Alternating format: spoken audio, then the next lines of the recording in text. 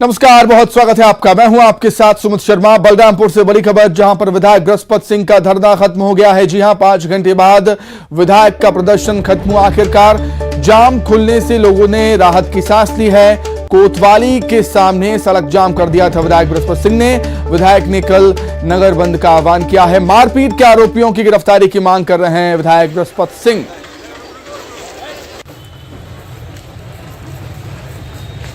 तो ये तस्वीर हम आपको दिखा रहे हैं। सुरक्षा के लिहाज से पुलिस बल भी वहां पर तैनात किया गया था।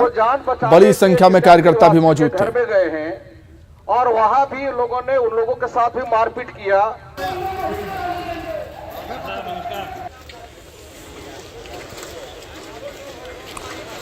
तो 5 घंटे के बाद आखिरकार विधायक बृहस्पति सिंह का धरना खत्म हुआ है। धरना प्रदर्शन उन्होंने खत्म कर दिया है। जाम खुल गया है। सड़क पर वो धरना प्रदर्शन कर रहे थे कार्यकर्ताओं के साथ। बड़ी संख्या में कार्यकर्ता उनके साथ मौजूद थे। तो रोड जाम हो गया था, आवागमन बाधित हो गया था। सड़क जाम होने से काफी परेशानियां लोगों को हो रही थी। अब 5 घंटे बाद विधायक ने अपना धरना प्रदर्शन खत्म कर दिया है। जाम खुल गया है तो लोगों ने भी राहत की सांस ली। कोतवाली के सामने सड़क पर बैठ गए थे बृहस्पति सिंह। विधायक अपने समर्थकों के साथ, कार्यकर्ताओं के साथ। विधायक ने अब कल नगर बंद का आह्वान भी किया है और मारपीट के आरोपियों की गिरफ्तारी की मांग को लेकर धरना प्रदर्शन कर रहे थे विधायक बृहस्पति सिंह।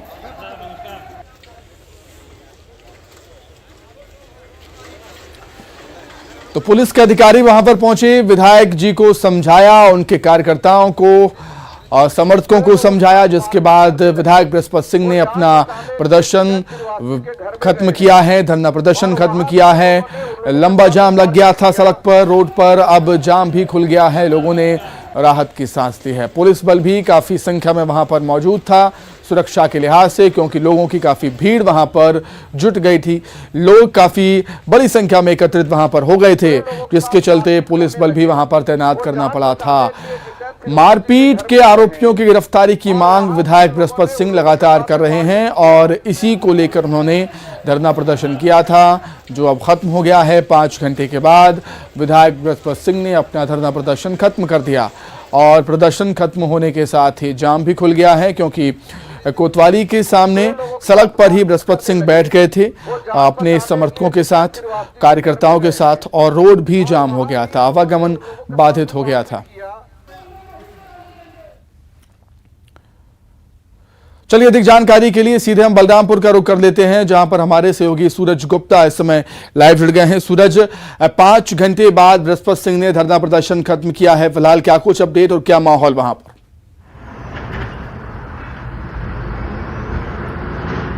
मैं बता दूं कि लगभग 5 घंटे के बाद विधायक बृहस्पति सिंह ने अपना धरना प्रदर्शन तो खत्म कर दिया है, लेकिन कल पूरे नगर को बंद करने और पुलिस के खिलाफ प्रदर्शन करने की बात कही है, जिसको लेकर उन्होंने स्थानीय लोगों से आह्वान करते हुए कहा है कि कल पुलिस के जो रवैया है उसको देखते हुए नगर को बंद किया जाए, उनके खिलाफ प्रदर्शन की जाए। इसी बात को लेकर आज का धरना प्रदर्शन उनका समाप्त हुआ है।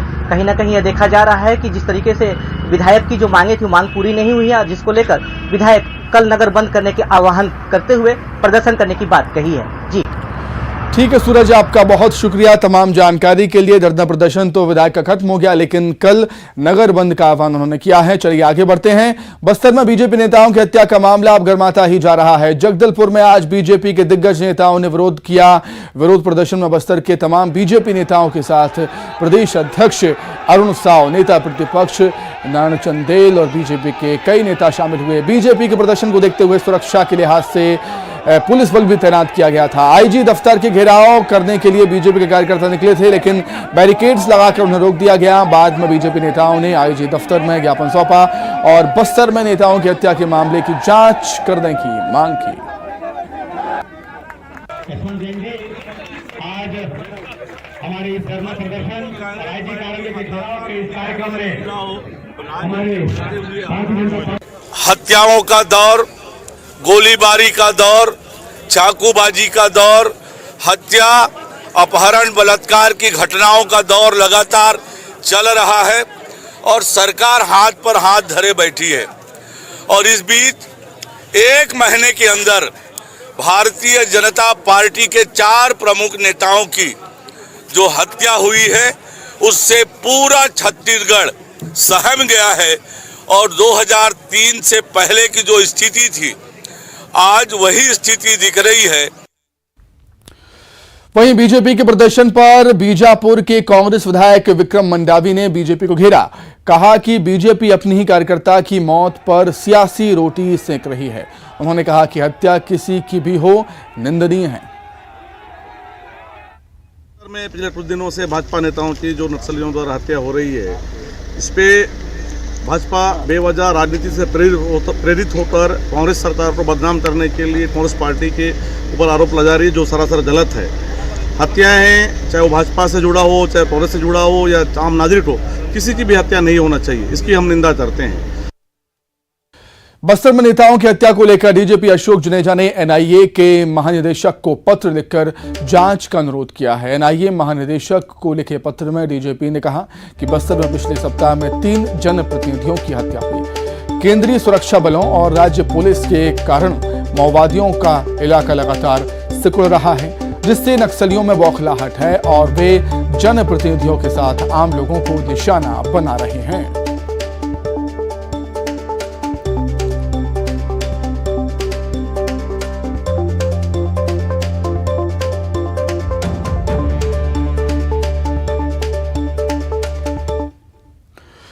तो वहीं बस्तर में बीजेपी नेताओं की हत्या का मामला तूल पकड़ता जा रहा है। डीजीपी के एनआईए को जांच के लिए पत्र लिखने के बाद प्रदेश की सियासत गर्मा गई। डीजीपी के एनआईए को चिट्ठी लिखने पर सीएम भूपेश बघेल ने कहा कि बीजेपी को लगता है कि जांच ठीक ढंग से नहीं हो रही है, तो डीजीपी ने एनआईए को पत्र लिखा है। अब इस मामले की जांच ठीक से हो जाए। वहीं बीजेपी ने इस मसले पर सरकार पर पलटवार किया। पूर्व सीएम डॉक्टर रमन सिंह ने निशाना साधते हुए कहा कि आज भूपेश बघेल को अचानक कैसे एनआईए के प्रति मोह जाग गया है। वहीं बीजेपी प्रदेश अध्यक्ष अरुण साव ने भी सरकार से कई सवाल किए। बीजेपी के सवालों पर पीसीसी अध्यक्ष मोहन मरकाम ने पलटवार किया। भारतीय जनता पार्टी अभी जो 3 नक्सली हमले हुए और जिसके कारण से मौतें हुई, उसके बारे में उनको लगता है कि जांच है वो ठीक ढंग से नहीं हो रहा है और वो लोग धरना प्रदर्शन भी कर रहे हैं। पहले भी जब हम लोग जांच कर रहे थे तो एनआईए सीधा टेक ओवर कर ली थी और हम लोग कोर्ट में, मतलब वो लोग कोर्ट भी, हम जो एसआईटी वगैरह गठन किए उसके खिलाफ कोर्ट भी गए। और अभी जब इस प्रकार से और घटनाएं घटी है तो इस मामले में डीजी ने एनआईए के महानिदेशक को पत्र लिखा है कि इसकी भी जांच एनआईए से करा ले ताकि भारतीय जनता पार्टी के लोग संतुष्ट हो सकें। जब झीरम घाटी की घटना को लेकर बार बार आरोप प्रत्यारोप लगाने वाले भूपेश बघेल, जिसमें बार बार कहा गया कि एनआईए जांच कैसे करेगी, सरकारी एजेंसी है, केंद्रीय एजेंसी है, जबकि एनआईए जांच झीरम घाटी में कांग्रेस के प्रधानमंत्री मनमोहन सिंह के रहते तय हुआ।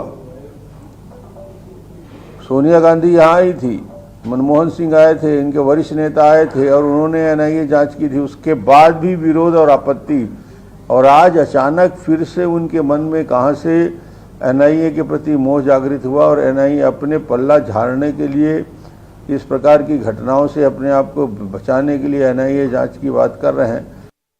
क्या राज्य सरकार अब लोगों के सुरक्षा करने में असक्षम है? क्या राज्य सरकार कानून व्यवस्था की स्थिति को संभालने में असक्षम हो गई है? और क्या राज्य सरकार राज्य के अंदर घट रही घटनाओं के निष्पक्ष जांच में भी असहाय है? और तब जाकर के उन्होंने ये पत्र लिखा है।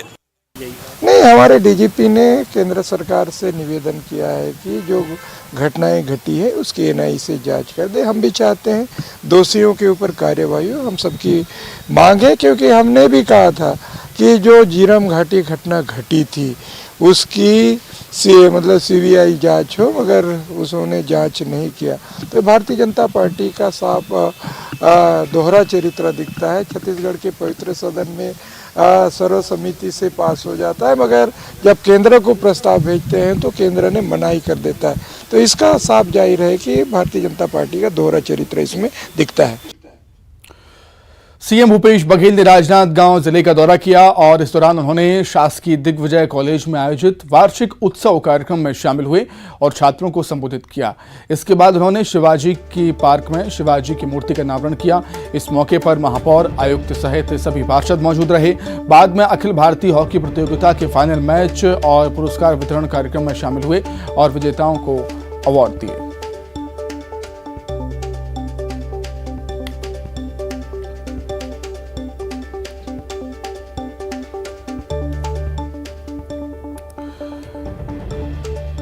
तो सीएम भूपेश बघेल वार्षिक उत्सव कार्यक्रम में शामिल हुए। 3 तस्वीरें आप देख रहे हैं पूरे कार्यक्रम की। कार्यक्रम में शामिल होने के बाद उन्होंने शिवाजी की मूर्ति का अनावरण किया। उसके बाद हॉकी प्रतियोगिता के फाइनल मैच में भी पहुंचे, खिलाड़ियों का उत्साहवर्धन किया और विजेता टीम के खिलाड़ियों को और उपविजेता टीम के खिलाड़ियों को उन्होंने अवार्ड दिए हैं।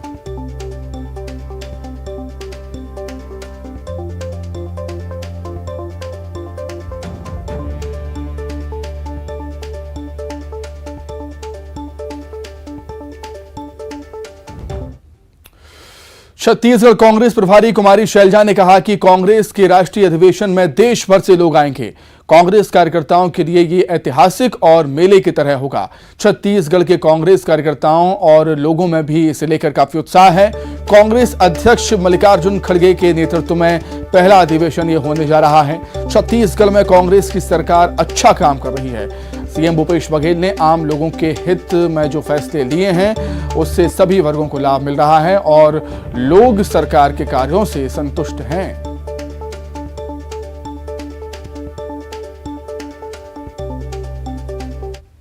पूरे देश से हमारे 10-12 हज़ार लोग आएंगे। कांग्रेस का एक ये ऐतिहासिक, आप समझ लीजिए कि मेले की तरह होता है हमारे लिए, कांग्रेस जन के लिए एक पर्व की तरह है और पूरे छत्तीसगढ़ के लोगों में, कांग्रेस जन में एक बहुत भारी उत्साह है। छत्तीसगढ़ के लिए ये एक बहुत ही बड़ा अच्छा अवसर है जो यहाँ पर हमारे जो अच्छे काम हो रहे हैं, हमारी सरकार है, बघेल जी मुख्यमंत्री, उनके नेतृत्व में बहुत ऐसे फैसले हुए हैं जो ऐतिहासिक फैसले हैं। आम छत्तीसगढ़ का जो आम इंसान है, चाहे वो गरीब है, किसान है, मजदूर है, शहर के नागरिक हैं, गांव के हैं, सभी लोग आज अपनी सरकार से खुश नज़र आ रहे हैं, संतुष्ट नज़र आ रहे हैं। एनएसयूआई के राष्ट्रीय अध्यक्ष नीरज कुंदन रायपुर पहुंचे। एयरपोर्ट पर उनका स्वागत करने के लिए सैकड़ों की संख्या में कांग्रेस युवा मोर्चा के कार्यकर्ता और नेता मौजूद थे। इस मौके पर नीरज कुंदन ने न्यूज़ 18 से बातचीत की। इस दौरान उन्होंने कहा कि इस बार छत्तीसगढ़ में हो रहे कांग्रेस के राष्ट्रीय अधिवेशन को लेकर युवाओं को जिम्मेदारी दी जाएगी। नीरज कुंदन ने भूपेश बघेल को युवा नेता बताते हुए कहा कि इस बार भी छत्तीसगढ़ विधानसभा चुनाव में कांग्रेस को रिकॉर्ड तोड़ जीत मिलेगी। विपक्ष के तमाम दावे धराशायी हो जाएंगे। रिकॉर्ड तोड़ जीत जो है छत्तीसगढ़ में मिलेगी। जो पिछली बारी भी जो नतीजे आए थे हमको तो पता था, परंतु मीडिया बंधु और बाकी जो विपक्ष के लोग हैं उनको इनका अंदाज़ा नहीं था और इस बारी का भी जो उनका अंदाज़ा है वो टूटेगा। रिकॉर्ड तोड़ जो जीत है जो यहाँ पे छत्तीसगढ़ में जो है कांग्रेस पार्टी को मिलेगी। युवाओं को अधिक मौका मिले, विधानसभा में अधिक युवा जाएं, क्या उसके लिए भी आप मुख्यमंत्री भूपेश बघेल जी से बात करेंगे? वो खुद ही युवा हैं, युवा मुख्यमंत्री हैं और उनका तो हमेशा से जो है युवाओं के प्रति जो है प्रेम रहा है। अगर आप अभी वर्तमान की भी विधानसभा देखें तो कई हमारे युवा साथी जो हैं वो विधायक। कांग्रेस के पिछड़ा वर्ग सम्मेलन में शामिल होने कांग्रेस प्रदेश प्रभारी सचिव चंदन यादव बिलासपुर पहुंचे, जहां उन्होंने रायपुर में होने वाले महाधिवेशन की जानकारी दी। उन्होंने कहा कि आने वाले दिनों में कांग्रेस का महाधिवेशन रायपुर में आयोजित होने वाला है, जिसमें राष्ट्रीय स्तर से लेकर ब्लॉक स्तर के नेता जुटेंगे, जिसमें 1 लाख से अधिक लोगों के शामिल होने की संभावना जताई जा रही है। चंदन यादव ने पोस्टर वॉर पर कहा कि पार्टी में मतभेद हो सकता है, मनभेद नहीं।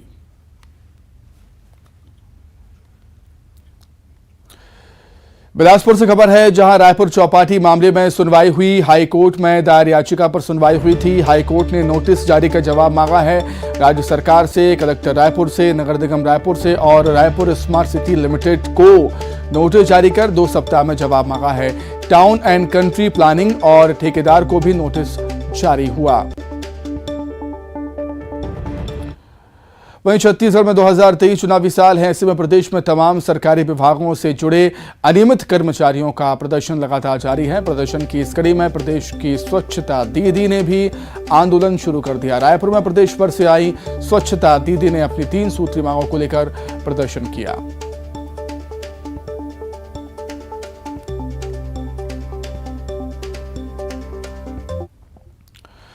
नक्सलियों के टीसीएसी शुरू होते ही नारायणपुर जिले में नक्सल गतिविधियां बढ़ने लगी हैं और इसी कड़ी में नक्सलियों ने धनोरा थाना क्षेत्र में जवानों को निशाना बनाने के लिए आईईडी बम लगाया था, जिसकी चपेट में आने से एक देसी कुत्ते की मौत हो गई। कुत्ते ने अपनी जान देकर जवानों की हिफाजत की। कैंप में जवानों के साथ रहने वाला ये कुत्ता सर्चिंग के साथ जवानों के साथ जाता था। इसी दौरान सूंघते सूंघते कुत्ता नक्सलियों के लगाए आईईडी बम पर जा बैठा, जिससे धमाका हुआ और कुत्ते की मौत हो गई, जबकि एक जवान को चोटें आई हैं।